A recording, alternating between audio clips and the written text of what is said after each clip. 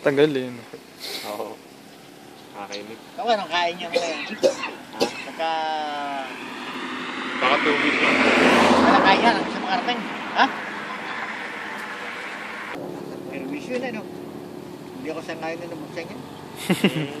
Oo nga po, wala talaga dumadaan. Palang araw, may ganyan. Kaya po nung ano, Bicol na lang. Ayun yung ano, stasyon. DZRX nalagay. Yung Camilo. Kaya kasama ko sa kanya. Ano po eh.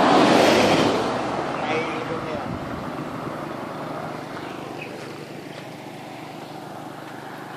Sa may kabila ng papasok na yun.